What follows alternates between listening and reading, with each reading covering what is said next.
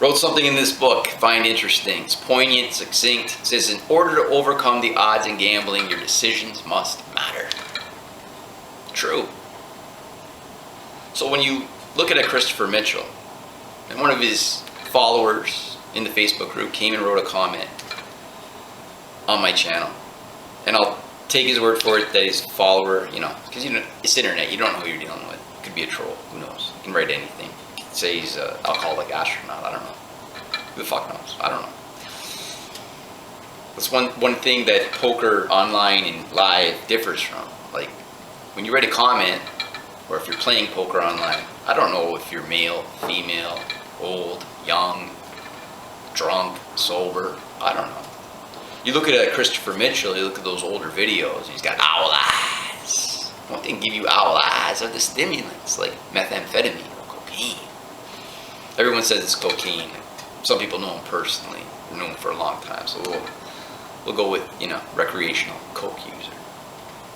Because in the newer videos, he's not on the coke.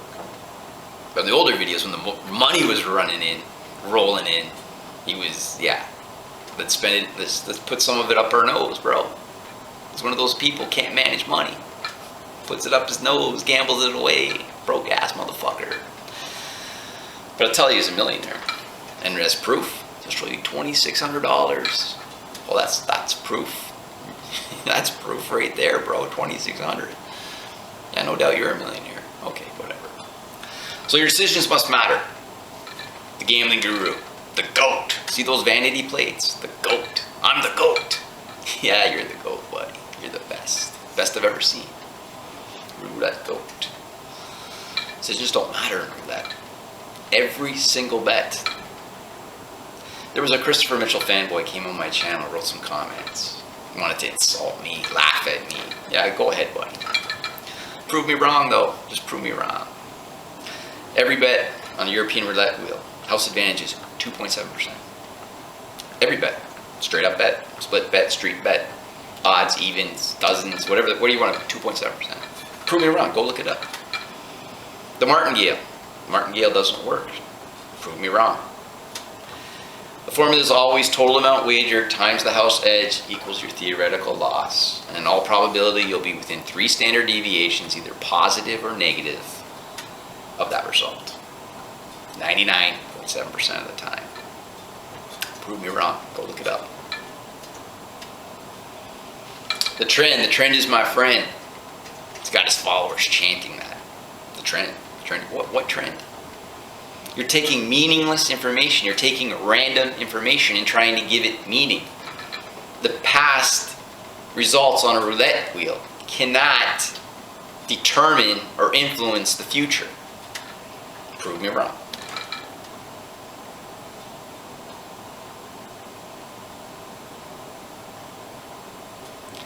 You know, when you go to a casino or you're online, it gives you all kinds of information, right? You know, the percentage red and black came up, the last 10 or more roulette numbers that came up. They'll tell you the hot numbers, the cold numbers, all kinds of information. All useless, all meaningless, random, garbage information.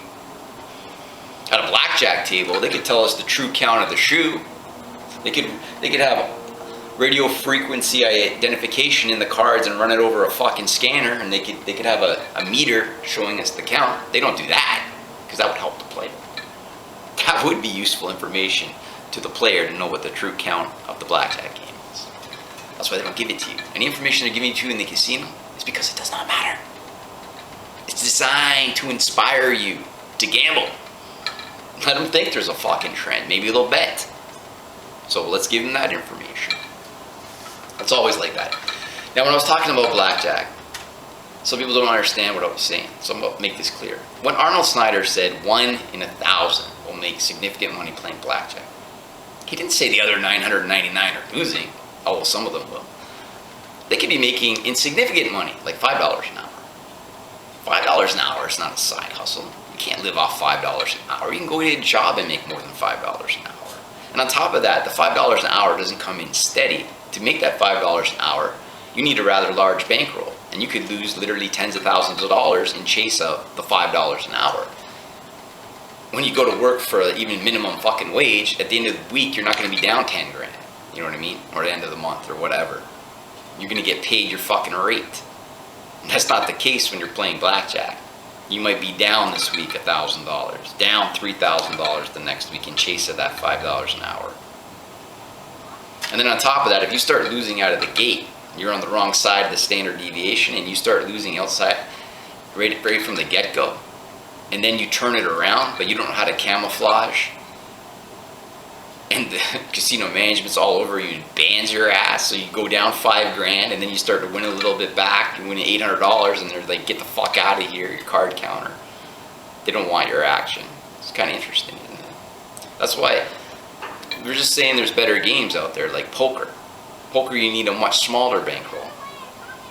You know, a game like the 1-2 game. Everyone should be able to beat the 1-2 game. If you're really dedicated, you've got at least average intelligence, and you're really dedicated and really want to learn and really plug the leaks that might be. Like some people have, for example, trouble with a bad beat. They get a bad beat, they go emotional. Or they get stuck in the game. They go berserk.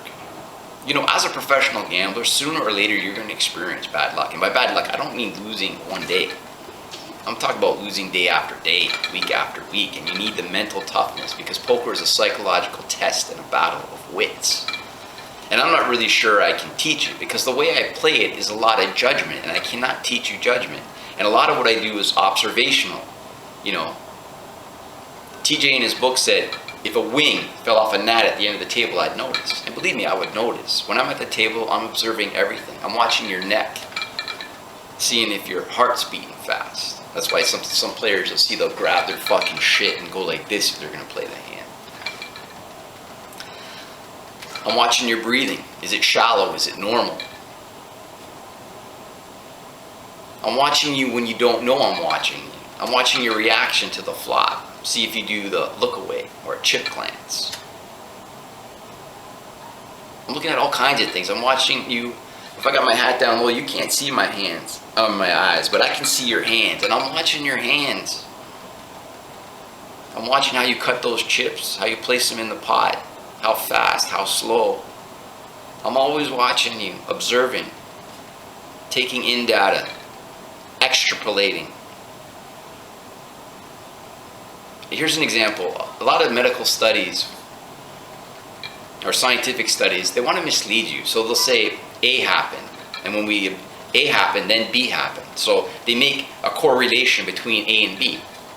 And there might not be any correlation. C could have caused A and B, but it's to their benefit to have B as the conclusion. So A happened, B happened. Yes, A caused B. You see how they mislead? The Christopher Mitchells of the world just mislead. And I don't understand how this guy gets away with it. You look at the guy and you know something's off with this guy. Those older videos, his eyes, he's got owl eyes. Only stimulants can do that to you, you know. The coke or the methamphetamine. That's how you get those fucking eyes. It's trippy to watch him. Sometimes he'll go without blinking for a really long period of time, and then his eye will do like a half blink. Not even capable of the full blink. How much fucking coke you gotta do that you can't even blink? That's when the money was rolling in. Christopher's a broke ass, bro. He's showing like 2,600 on camera now. Says, I'm the GOAT. Got those vanity plates. I'm the GOAT. Yeah, you're the GOAT. How do you fall for this? Certain things transcends culture. Like when the man smiles, it's such a fucking fake smile. How do you not see it's fake? Shouldn't that be a red flag? This guy's not genuine. Shouldn't it be? I see the guy, I just see a high school dropout with average education who just spews gambling myths, just one after the other. If anything, he's giving you a playbook of what not to do. There was a kid months ago. He's like, went to the military, 21 years old, saved up 30 grand, gets Christopher's PDF for $750, and thinks he's a professional gambler because he read those 2 pages of worthless information. Read about the martingale. Martingale doesn't work, people. Read the book. Well, you need university level math for this, but it can be proven mathematically. In the book, the theory of gambling and statistical logic by Epstein. He proves all kinds of stuff. Like, for example, one of the things he proves is that even in an even game, the wins and the losses will not be even. One side will be ahead.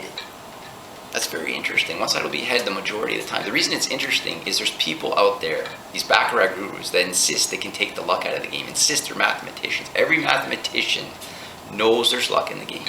It's called the standard deviation. So when a guy claims to be a mathematician, I say he's not a mathematician. That's what I'm saying. I draw that conclusion right away, no delay. I extrapolate. The only way that guy's a mathematician is if he's a con artist. And either way, we can't use his advice. Stay away from him. He ain't your friend. He's a fucking liar. You see how we extrapolate? That's what I'm telling you. I can't teach you poker because I'm watching fucking everything. I make fucking conclusions that you're probably not going to make when I'm at the table. There was a viewer, JD, says he was winning at the 10-20, can't even beat the 1-2 now. Now, I don't know if this is his case, but I just want to say this in general. A lot of times, gamblers make easy money. So when he's making the money at the 10-20, it's easy money. And he might have thought, this is going to go forever. But it never goes forever. Things happen. So when the economy dries up, the economy crashes, the people with the high-paying jobs are no longer coming into the 10-20 game because they no longer have the high-paying job. So what are you left with? You're left with the pros. Some pros do well against other pros. But some of those pros that were pros because of the fish.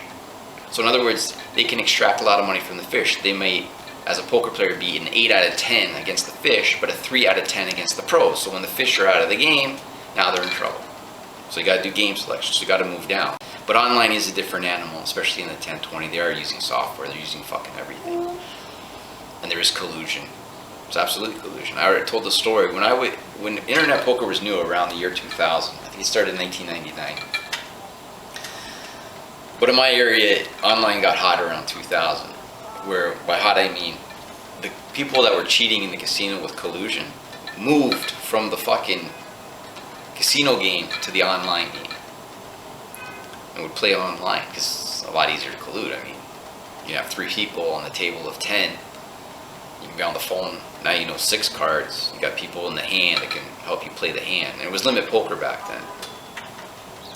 And they can help you either eliminate players from the pot or extract more money in the pot. So collusion goes a long way. And also back then, there was no cheap game. You were playing 5-10 poker minimum. So $100 buy-in. Today the fish can go to a 2-cent table. Back then they had to go to the 100 table minimum. So you could get a lot of money from them. Then poker, I played at Paradise. Paradise, I specifically remember the big game, they turned it into no limit game. They would spread limit games and then no limit. When they started spreading the no limit games, there was $400 buy-in game. Doesn't sound like a lot, but the players were so bad. You could stack after stack. So bad. But anyway, opportunities dry up. Just like when I told you the story about horse racing. It dried up for me. The story of exploiting as a bonus hustler the blackjack bonuses online dries up. People think the money's forever. The money's not forever. That's why when you're Christopher Mitchell, he put it up his fucking nose and he gambled it. You should have been putting some away. You want to know the key to wealth? Spend less than you earn, invest the difference. That's what you got to do because the money's going to dry up at one point.